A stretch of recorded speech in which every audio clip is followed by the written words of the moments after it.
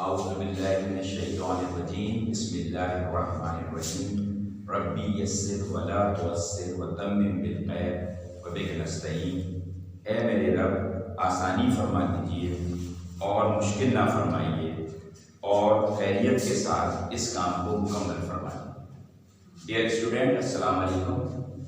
उम्मीद है आप लोगों को पहला लेक्चर अच्छे से समझ में आ गया होगा, जो कि basically direct and inverse variation का पहला हमारा लेक्चर था, जिसके अंदर हमने रेशो और प्रोपोर्शन को डिस्कस किया था और उससे रिलेटेड अपनी पहली एक्सरसाइज जो थी 6.1 वो भी की थी।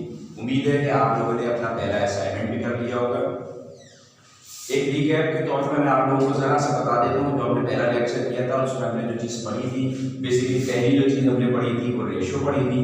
रेशो के अंदर आपको बताया क्या गया था कि रेशो बेसिकली सिर्फ क्या चीज़ है, ये दो क्वांटिटीज के दरमियान कंपैरिजन है।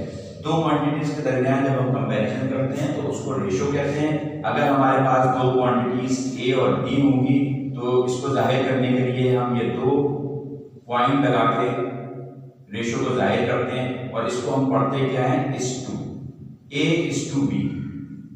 तो बेसिकली रेशो को जाहिर करने के लिए A:B करके यह बनाते हैं और इसको हम फ्रैक्शन फॉर्म में भी लिख सकते हैं, जो कि A/B की फॉर्म कहलाता है।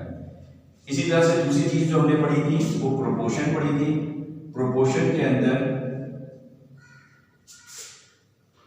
आपको ये बताया था कि जिस तरह से जब हम दो क्वांटिटीज हैं उनके दरमियान जब हम कंपेयर करते हैं तो वो रेशो कहलाता है, और जब हम दो रेशो के दरमियान कंपेयर करते हैं तो वो प्रोपोर्शन कहलाता है। सपोज हमारे पास एक रेशो और है जो कि C:D है, और अगर हम इस रेशो को, जो पहला रेशो था, इसको इस रेशो के साथ कंपेयर करेंगे तो इसको प्रोपोर्शन कहेंगे, और उस प्रोपोर्शन के नतीजे में हमें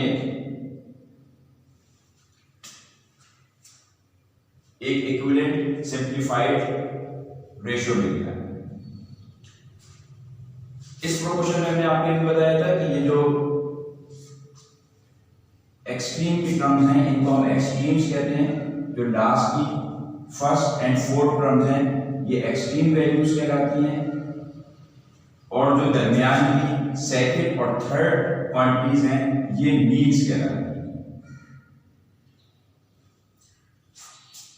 और इसको भी अगर हम इस तरह से लिखेंगे C, तो ये C/D फ्रैक्शन फॉर्म में इस तरह लिख दिया जाएगा। प्रोपोर्शन के निशान को हम इक्वल टू के निशान में चेंज कर देते हैं, और फिर इसके बाद हम इसको क्रॉस मल्टीप्लाई किया था हमने, और एक फार्मूला ड्राइव कर दिया था बेसिकली AB = CD, और A और D जो है हमें नजर आ रहा है, A और D जो है हमारी एक्सट्रीम वैल्यूज हैं, और C और B जो है वो हमारी मीन वैल्यूज हैं। तो हमने जो फार्मूला ड्राइव किया था वो ड्राइव किया था the product of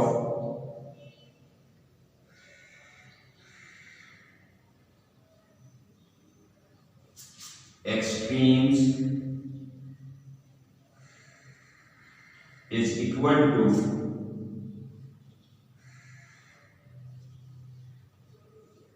product of means। ये मेन फार्मूला था प्रोपोर्शन का, जिसके तहत हमने अपनी पूरी एक्सरसाइज जो थी वो की। आज जो हम टॉपिक कवर करेंगे वो बेसिकली है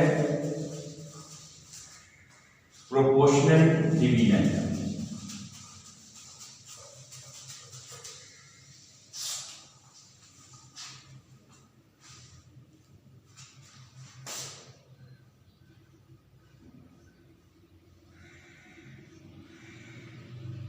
proportional division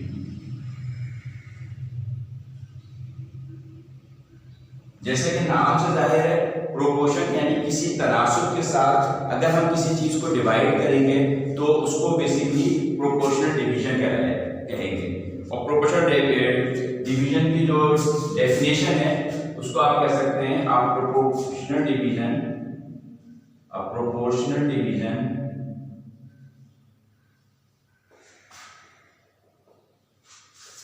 is a division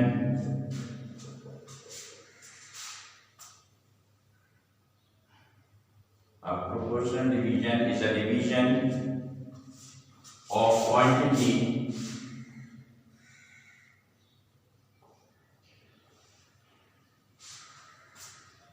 in the specified ratio.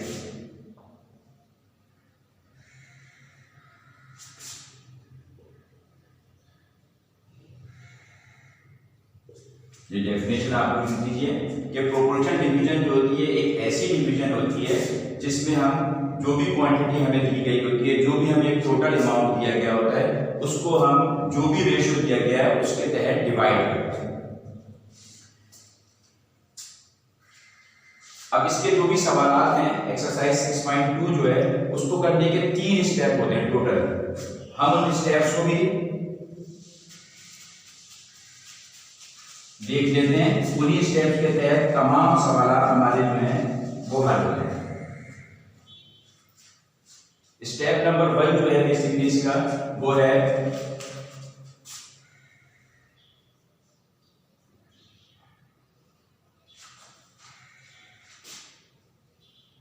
हमें जो नंबर दिए गए हैं, consider the number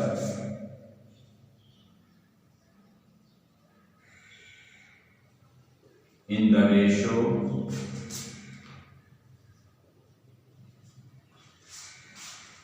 as the total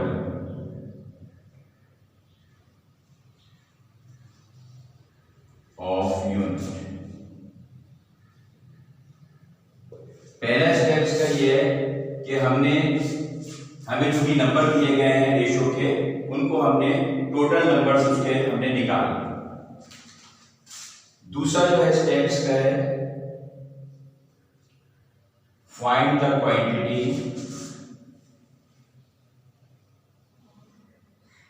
per unit. अब रेशियो में तो मुख्तलिफ हमें दिया हुआ है, किसी को हमने 2 के हिसाब से वो करना है, 3 के हिसाब से, लेकिन हम क्या करेंगे पर यूनिट क्वांटिटी निकालेंगे। पर यूनिट क्वांटिटी निकालने का तरीका होता है वो मैं भी आपको बताता हूँ, अभी आप स्टेप्स लिख लीजिए, फिर इसके बाद में आप लिखूंगा। और तीसरा और आखिरी स्टेप जो होता है बेसिकली वो होता है फाइंड द क्वांटिटीज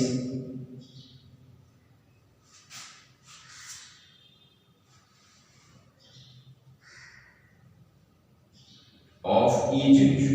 जो रेशियोज हमें दिए गए होते हैं उसके तहत हम उस अमाउंट को डिस्ट्रीब्यूट करते हैं। तो ये 3 स्टेप्स हम इंशाल्लाह करेंगे हर सवाल के अंदर, तो आपका जवाब आ जाएगा। अभी हम एक्सरसाइज शुरू करते हैं, तो ये 3 स्टेप्स फॉलो करेंगे, इनको याद रखिएगा, तो आपको मजीद क्लियर हो जाएगा इस तरीके से हमने कहा।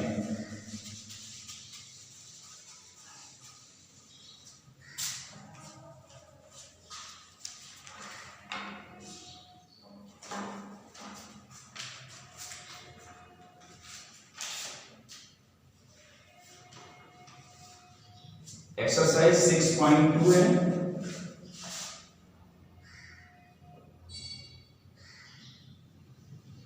एक्सरसाइज 6.2 में सिर्फ 2 सवाल हैं और 2 सवाल के 5-5 पार्ट दिए हैं। तो मैं आपको इसमें से कुछ पार्ट करा देता हूं ताकि आपको ये चीज क्लियर हो जाए बिल्कुल।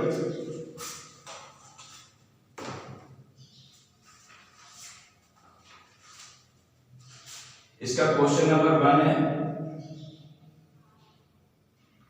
डी पार्ट कर लेते हैं इसमें इसमें आपको कुछ रेशियोज दिए उन्होंने, और वो रेशियोज जो हैं वो है 6:9:10, और आपसे कहा गया है divide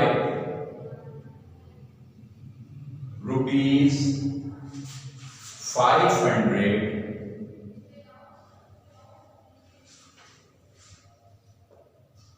in the following ratio।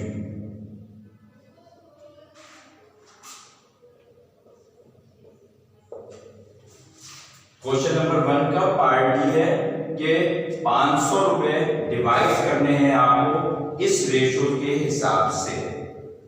हम इसके अंदर आसानी के लिए जैसे हमारे पास ये 3 हैं, तो हम इसको सपोज कर सकते हैं कि ये कोई पर्सन ए है, ये कोई पर्सन बी है, ये कोई पर्सन सी है, और इसके बाद इनको इसके मुताबिक हम हल कर देते हैं। तो अब इसमें सपोज कर लेते हैं लेट A has ratio 6, यानी कि ये वाला जो रेशियो है इसको हमने कह दिया ये ए का रेशियो है, इस वाले रेशियो को कह दिया ये बी है, और इस रेशियो को कह दिया हमने कि ये सी रेशियो। तो इसी तरह से बी हैज रेशियो 9 और सी हैज रेशियो 10। तो हमारा जो पहला स्टेप था जिसमें हमने ये कहा था कि हमें क्या करना है कि जो हमें रेशियो दिया गया है इसको हमने सम करना है इस रेशियो। तो पहले स्टेप के तहत हम क्या करेंगे कि सम ऑफ रेशियो,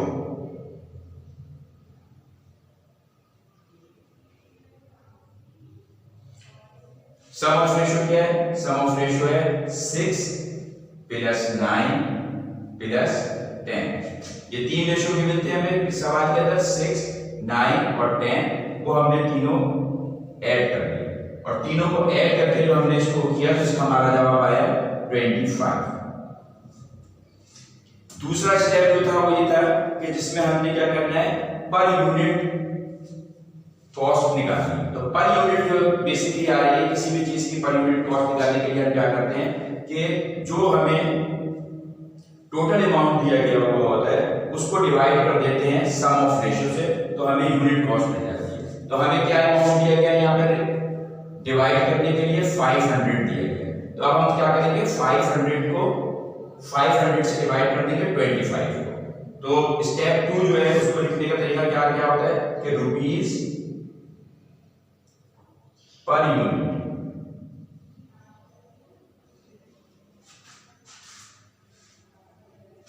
टोटल कितने हैं 500 डिवाइडेड बाय जो हमारा सम ऑफ रेशियो क्या निकल के आया है 25। तो जब आप क्या आ गया इसको आप कैंसिल करेंगे, 25 अंदर 25 में 50 और आगे ये 0 ऐसे ही रह गया, तो ये 20 आ गया। तो ये 20 भी बेसिकली क्या है रुपीस निकल के आया। और ये बता रहा है कि अगर किसी का रेशियो 1 होता तो उसको जो अमाउंट डिवाइड होता वो 20 होता। यानी अगर सपोज 1 रेशियो का किसी का होगा तो उसको क्या होगा अमाउंट डिवाइड होगा 20 रुपीस मिलेगी उसको।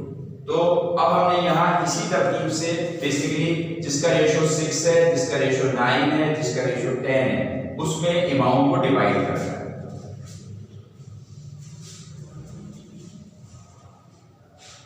तो हमने जैसे पहले वाले को कहा था ए है, तो ए का रेशियो क्या हो जाएगा यहां पे कर लेते हैं इसको,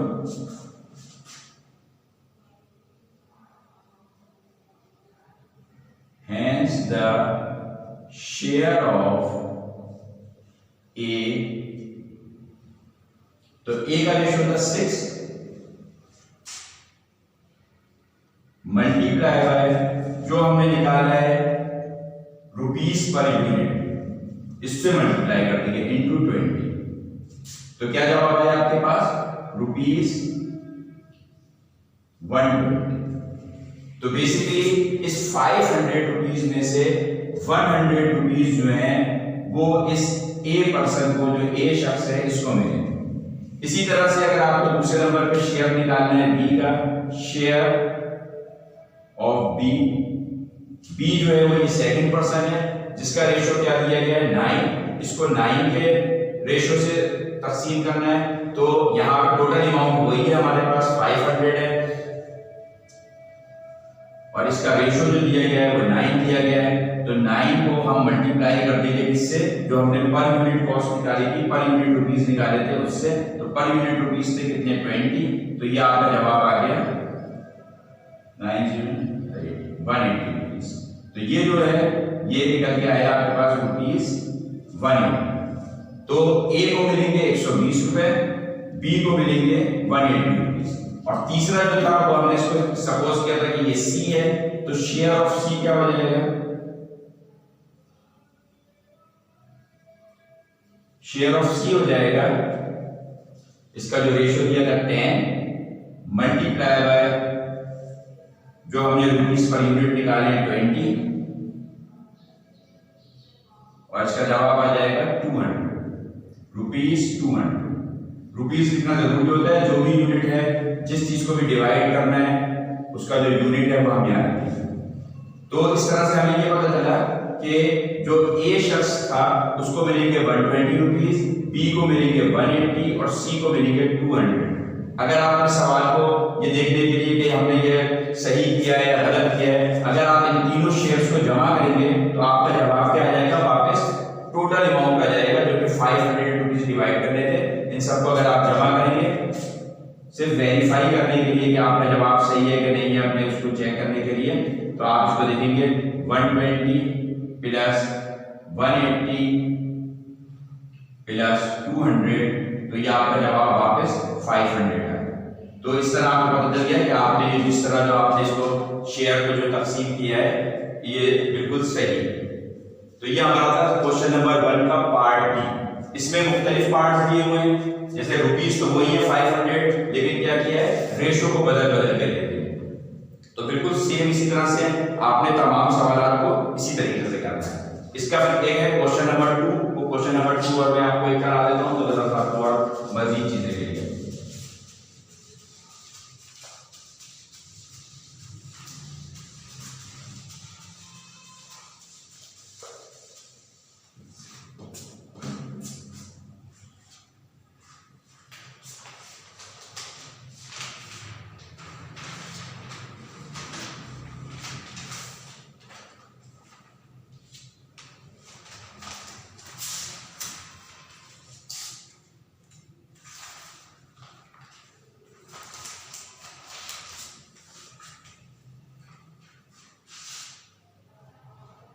क्वेश्चन नंबर 2 में कह रहे हैं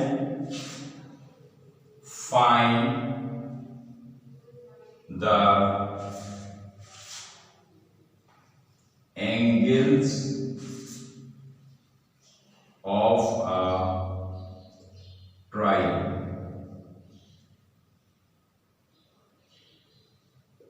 in the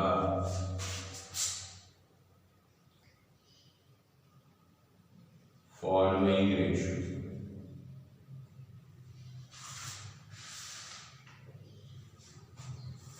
अब इसमें मुख्तलिफ सवाल दिए हैं। इसमें सबसे लास्ट वाला जो ई है ये फ्रैक्शन के अंदर है, ये मैं करा देता हूँ ताकि आपको बिल्कुल क्लियर हो जाएगा। इसका पार्ट ई करना है। पार्ट ई में जो इन्होंने रेशियोज दिए हैं वो क्या दिए हैं, 1/6, 1/3, 1/18।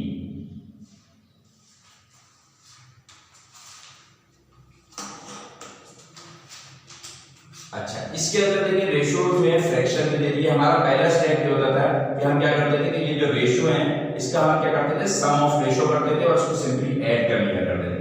लेकिन यहाँ क्या प्रॉब्लम आ गई आपके पास कि ये जो है फ्रैक्शंस में दिए हुए हैं, तो हमें एक स्टेप इजाफी करना पड़ेगा अपने पिछले सवाल से कि इसको पहले इसके फ्रैक्शन को खत्म करना पड़ेगा। तो फ्रैक्शन को खत्म करने के लिए क्या करना पड़ेगा कि किसी एक ऐसे नंबर से मल्टीप्लाई करना पड़ेगा इन तीनों क्वांटिटीज को जिसके जवाब में इसका ये जो डिनोमिनेटर पार्ट है ये खत्म हो जाए। तो इसके लिए हम क्या करेंगे कि हमें वो नंबर तलाश करना है कि किस नंबर से इसको, ऐसा कौन सा नंबर है जिसको तीनों रेशियो से मल्टीप्लाई किया जाए कि हमारे तमाम के तमाम डिनोमिनेटर्स जो हैं वो खत्म हो जाए। तो उसके लिए हम क्या करेंगे कि एलसीएम निकाल लेंगे। एलसीएम होता है 6, 3, 18।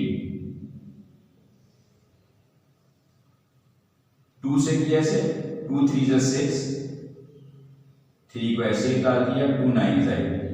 फिर 3 से किया 3 1 is 3, 3 1 is 3, 3 3 is 9 और फिर 3 से जाएगा ये, तो ये 1 1 और 1 हो जाएगा। तो एलसीएम इसका बेसिकली क्या आ गया, 2 into 3 into 3 और 2 3 is 6 और 6 3 is 18। तो हमें वो नंबर मिल गया है कि इस नंबर से अगर हम अपने तमाम रेशियो को मल्टीप्लाई करेंगे तो ये इसका फ्रैक्शन खत्म हो जाएगा। चेक कर लेते हैं इसको। 1/6 इसको मल्टीप्लाई किया आपने किससे, 18 से। दूसरा रेशियो क्या था 1/3, इसको भी मल्टीप्लाई कर दिया आपने 18 से। और तीसरा रेशियो था आपके पास 1/18, इसको भी मल्टीप्लाई कर दिया 18 से। तो इसमें हम देख लेते हैं, देखिए 6 1 6 हो गया, 6 3 ज़ा 18 होगी। इसी तरह से इसको देखते हैं, 3 1 ज़ा 3, 3 6 ज़ा 18, और ये तो 18 1 ज़ा 18, तो ये पूरा पूरा कैंसिल। तो ये जो बेसिकली रेशो बन गया, ये क्या बन गया आपके पास 3:6:1। तो ये बेसिकली हमारा रेशो बन गया। ये जो काम हमने किया, ये पहले सवाल के मुकाबले में हमने इजाफे कर दिया, जिसके अंदर हमने इस फ्रैक्शन पार्ट को अपने सिंपल फ्रैक्शन में, सिंपल रेशो में चेंज कर दिया। तो अब यहां से हमारे पास बिल्कुल सेम वही 3 स्टेप करने हैं जो कि हमने पिछले सवाल में भी किए थे। कि पहला स्टेप हमारे पास क्या था, सम ऑफ रेशो।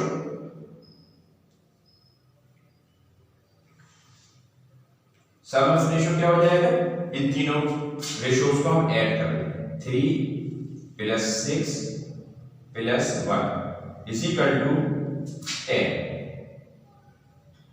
दूसरा रेशो क्या होता है, जिसमें हमने यूनिट क्वांटिटी मालूम करनी होती है। तो यूनिट क्वांटिटी मालूम करने के लिए हम क्या करते हैं कि जो हमारे पास टोटल अमाउंट दिया गया होता है उसको डिवाइड करते हैं इससे। अच्छा देखिए, अब इस सवाल में क्या आपको एक प्रॉब्लम नजर आ रही है, इसमें इन्होंने कोई अमाउंट तो दिया नहीं है, जैसे कि पिछले सवाल में आपको दिया हुआ था कि ₹500 को डिवाइड करना था इन 3 रेशो से। इसके अंदर तो देखिए आपको कोई चीज दी नहीं गई है कि जिसको आप डिवाइड करें, लेकिन इन्होंने क्या लिख के दिया हुआ है, इन्होंने कहा है find the angles of a triangle. तो आपको ये पता होना चाहिए कि एंगल्स ऑफ ट्रायंगल्स जो होते हैं वो कितने होते हैं। यानी सपोज ये पिछली क्लासों का सवाल है कि आपके पास कोई एक ट्रायंगल दिया गया हो, अगर सपोज ये ट्रायंगल, तो इसमें आपको पता है कि ये इसकी साइड्स कहलाती हैं और ये इसके एंगल्स कहलाते हैं। तो ये जो एंगल्स हैं ये मालूम करना है हमें कि अगर एक ट्रायंगल होती है उसमें ये तीनों एंगल जो होते हैं ये किसके बराबर होते हैं, यानी कि सम ऑफ एंगल जो है किसी भी ट्रायंगल का वो किसके बराबर होता है।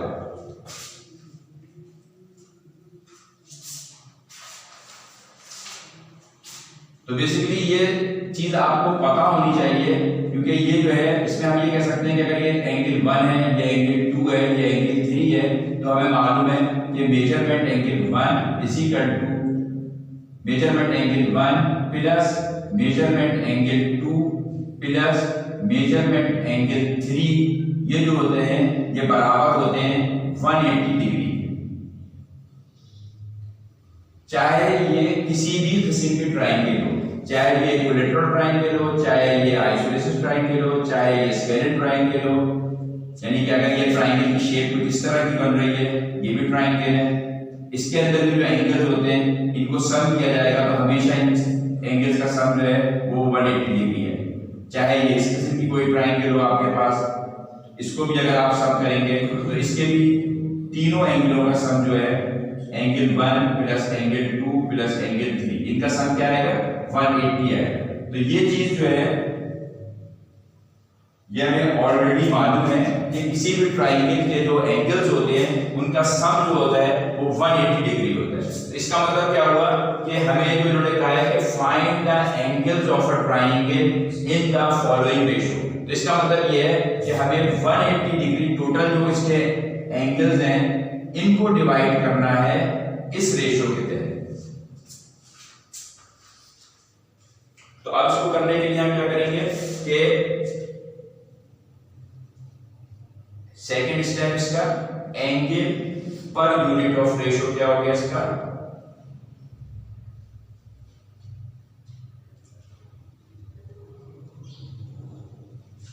जो टोटल हमारे पास एंगल है, टोटल एंगल का समीशन कितना है 180 डिग्री डिवाइडेड बाय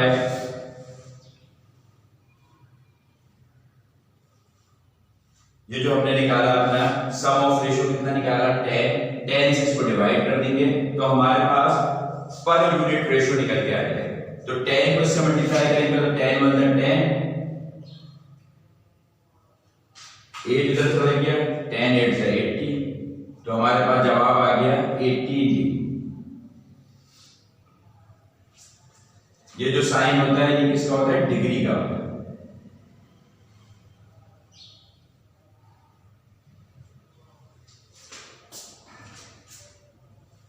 अब तीसरा और आखिरी स्टेप ये होता है कि हमने इस रेशो के तहत बताना है कि ये जो रेशो 3 है, 6 है, 1 है, तो हमारा ये जो टोटल 180 डिग्री है इसको किस तरीके से हम डिस्ट्रीब्यूट करेंगे इस रेशो के तहत। तो हम इसको कह सकते हैं कि सपोज ये पहला रेशो है, ये एंगल 1 है, ये एंगल 2 है, ये एंगल 3 है।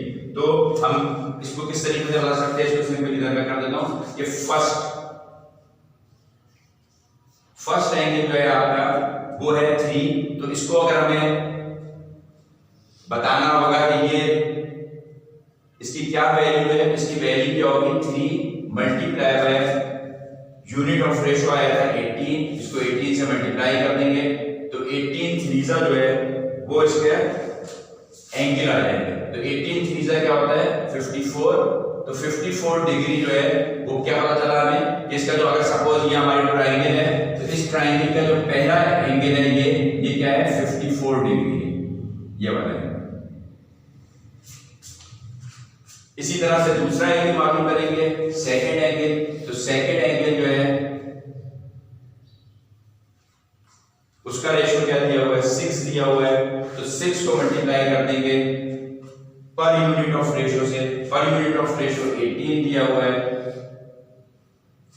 18 6 108 होता है, तो 108 डिग्री। तो दूसरा जो पता चला हुआ है वो क्या बन गई, ये वाला एंगल जो होगा 108 होगा। तो इससे पता चला ये 108 हो तो ये ट्रायंगल की कुछ शक्ल जो है वो इस तरह की होगी, क्योंकि ये 108 90 से बड़ा होता है। तो समझे ये वाला एंगल आपके पास 108 होगा। ये जो एक आपने एंगल मालूम किया है ये तकरीबन 54 था, तो ये 54 होगा। और तीसरा एंगल जो ये है ये क्या हो जाएगा, ये इसका रेशियो है 1, तो इसको हम करेंगे थर्ड एंगल। तो थर्ड एंगल जो है इसका रेशियो क्योंकि 1 है तो 1 को मल्टीप्लाई करेंगे आप इससे 18 से, तो इसका जवाब आ जाएगा 18।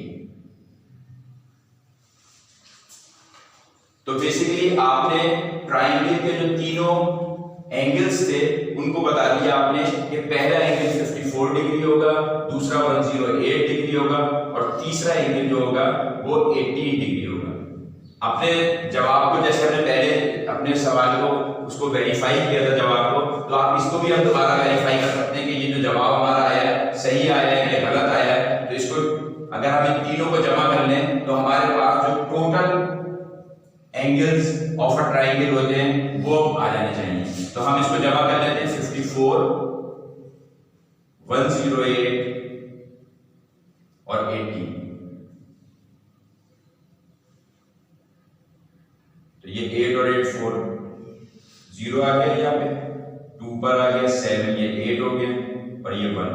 तो हमारा जवाब देखिए वही आ गया जो कि हम जिस टोटल एंगल्स को डिस्ट्रीब्यूट करने चले थे इस तनासुब से, इस प्रोपोर्शन से जब हम इसको डिस्ट्रीब्यूट करेंगे तो जवाब वापस वही आ जाएगा और हमने इस रेशियो के तहत इसको डिवाइड किया।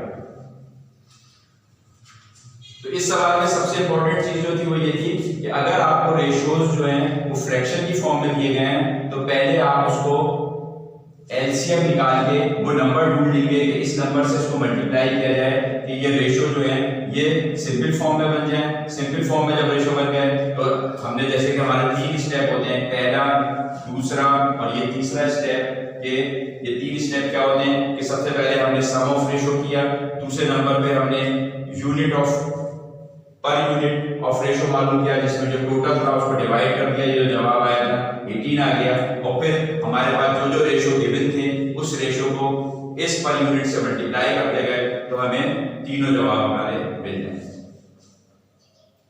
तो ये बेसिकली 6.2 का क्वेश्चन नंबर 2 था। इसके बाद अगर आप इसके मजीद भी सवाल देखना चाहें तो ये तकरीबन सारे सवाल बिल्कुल एक जैसे हैं, यानी ये सबसे एक तरह से मुश्किल तरीन सवाल था जिसके अंदर एक नई चीज आ गई थी, वरना अदरवाइज जो है तमाम सवाल बिल्कुल सेम है। एक नई चीज ये थी और दूसरी ये थी कि आपको ये पता होना चाहिए कि sum of angles of triangle जो होते हैं वो 180 के बराबर होते हैं। ये उन्होंने नहीं दिया था लेकिन ये चीज बिल्कुल ऑब्वियस है कि ये 180 डिग्री होते हैं, तो इसलिए इसको हमें मालूम। अच्छा, ये जो हमने काम किया, ये जिस तरीके से इन्होंने स्टेप्स बताए, तीनों स्टेप उसके तहत किया। मैथ के अंदर बहुत सारी कुछ इस तरह के फार्मूला, इस तरह की ट्रिक्स होती हैं, जिससे क्या होता है कि अब हमने जैसे एक सवाल करने के लिए इतनी लंबी चौड़ी कैलकुलेशंस करी और ये सब चीजें की, कुछ ऐसी ट्रिक्स होती हैं जिससे क्या होता है कि सवाल बहुत आसानी से हल हो जाते हैं। इन्हीं सवालों को करने के लिए एक छोटा सा इन्होंने फार्मूला मैथ्स के अंदर होता है, अगर आप उस फार्मूले के तहत भी इसको करेंगे तो आपका जवाब जो है बिल्कुल सेम यही आएगा। आए उस फार्मूले को भी देख लेते हैं कि वो ऑल्टरनेट मेथड क्या है।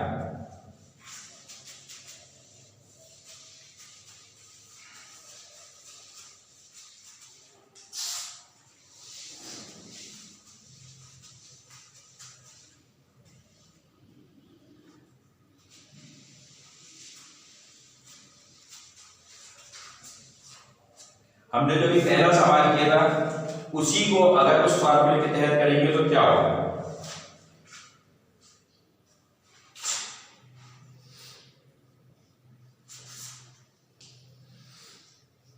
इस चीज को क्विक रेकनिंग कहते हैं। क्विक रेकनिंग यानी हम अपने हिसाब को किस तरीके से तेजी से कर सकते हैं। तो इसका जो फार्मूला होता है बेसिकली क्या होता है,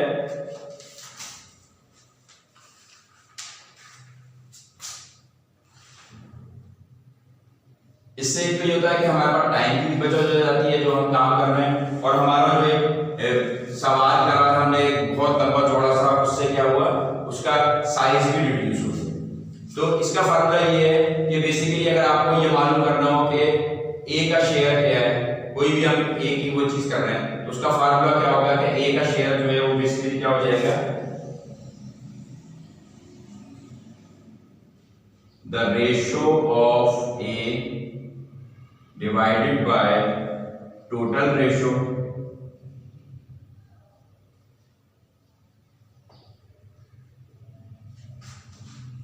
into total quantity।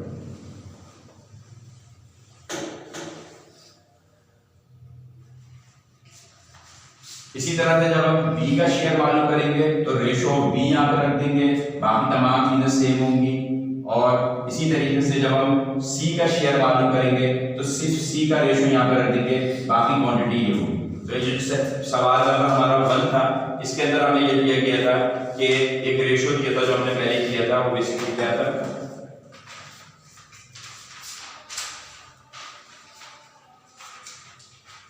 कि हमें उन्होंने दिए थे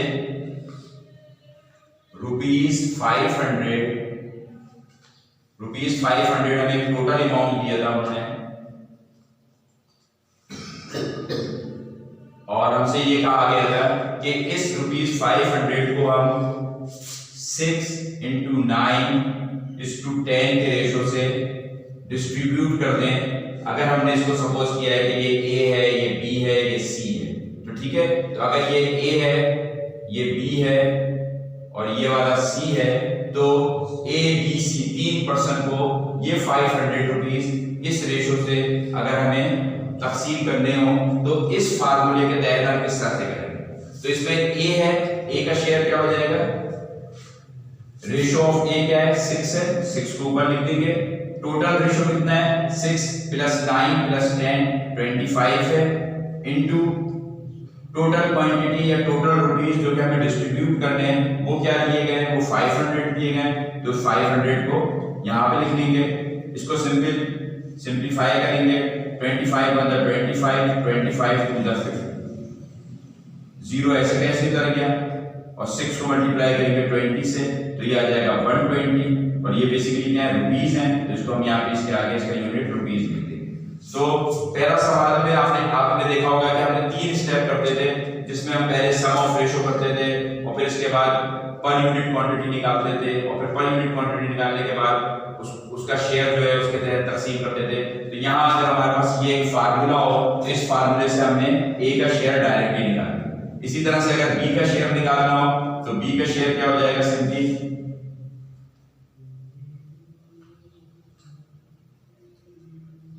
बी का शेयर क्या हो जाएगा कि आपको पता है रेशो ऑफ ए की जगह पे क्या आ जाएगा, रेशो ऑफ बी आ जाएगा। तो रेशो ऑफ बी क्या है, 9 है, तो वो आपने 9 लिख दिया। ठीक है, टोटल जो है वो सेम ही रहेगा, 25 ही रहेगा, और मल्टीप्लाई बाय जो टोटल क्वांटिटी है वो भी वो सेम रहेगी, 500 ही रहेगी। इसको जो आपने सिंपलीफाई किया था सेम वही कटेगा, 20 आ जाएगा। 20 को 9 से मल्टीप्लाई करेंगे आप तो जवाब क्या आ जाएगा आपके पास, 180 आ जाएगा।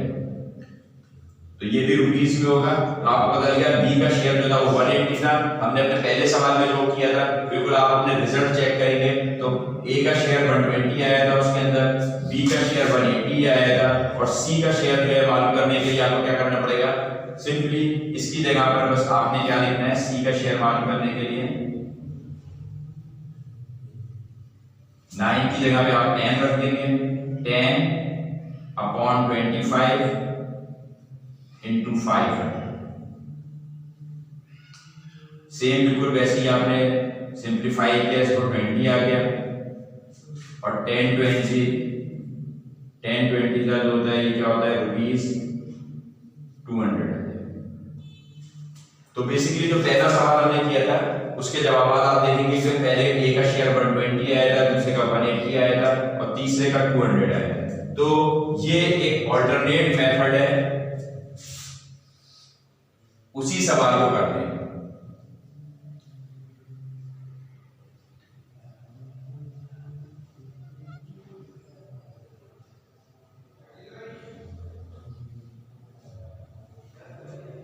नॉर्मल लाइफ के अंदर क्योंकि हमें बहुत जल्दी होती है, तेजी से कोई काम करना है, तो अगर हमें ये डायरेक्ट फार्मूला याद होगा तो उस फार्मूले से आपने ये देखा कि हमें ना एलसीएम कुछ भी नहीं करना पड़ा, और हमने यहाँ पे डायरेक्टली जो है इस तरीके से इसको निकाला। अलबत्ता वो सवाल जिसके अंदर हमने यहाँ पे रेशो हमारे जो गिवन थे वो फ्रैक्शन फॉर्म में थे, तो उसको हमने पहले सिंपल फॉर्म में बनाने के लिए एलसीएम निकाल के उसको सिंपल फॉर्म बना लेंगे, फिर उसके बाद के स्टेप जो है वो बिल्कुल इसी तरह से फार्मूले में करके लगाएंगे। तो ये आपकी बेसिकली एक्सरसाइज 6.2 थी। अब सिंपल इस फार्मूले को यूज करते हुए आप पूरी 6.2 कर सकते हैं, और जो हमने पहला मेथड किया था जिसके अंदर हमारे 3 स्टेप थे उसको यूज करते हुए भी कंप्लीट पूरी 6.2 कर सकते हैं। तो अब आपका बेसिकली असाइनमेंट नंबर 2 जो है वो आप लोग लिख लीजिए, और इसको आप वैसे भी सबमिट कर सकते हैं पोर्टल के ऊपर भी, और अपनी कॉपी पे करके कॉपी को एज पर शेड्यूल आप स्कूल में जमा कराएं।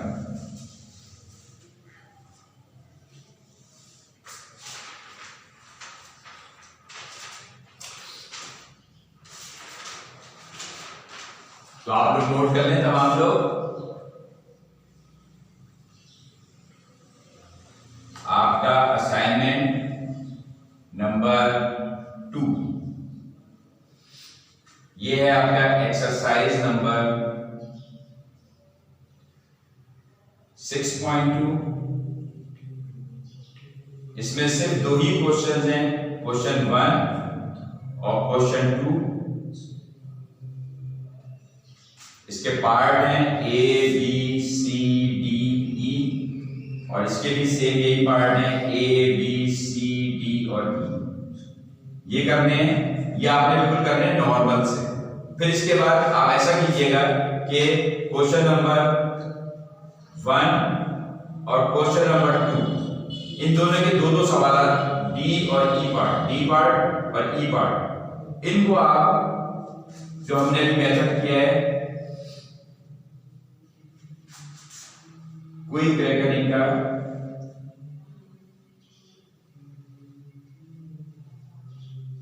जिसमें हमने फार्मूला यूज किया था, तो ये 4 सवाल जो हैं वो बेसिकली इस फार्मूले के तहत जो था वो कर लीजिएगा। तो इस तरह आपकी प्रैक्टिस हो जाएगी दोनों तरीकों से करने की। ये एक्सरसाइज तो अपने जो नॉर्मल आपने तरीकेकार दिया गया था, स्टेप्स 3 बताए गए थे, उसके तहत करनी है, और ये 2 सवाल के ये दो पार्ट जो हैं आप ये क्विक रेकनिंग के मेथड से कर लीजिएगा, कि जिसमें आपने बहुत तेजी से पूरा काम किया। उम्मीद है आपको ये एक्सरसाइज समझ में आ गई होगी, और इसमें कोई भी प्रॉब्लम आए किसी जगह पे भी हो तो आप लोग व्हाट्सएप करके इस चीज को बता दीजिएगा, तो उसको रिपीट भी कर सकते हैं, और मजीद एक दफा हम इसको बता सकते हैं जो भी चीज आप कहेंगे।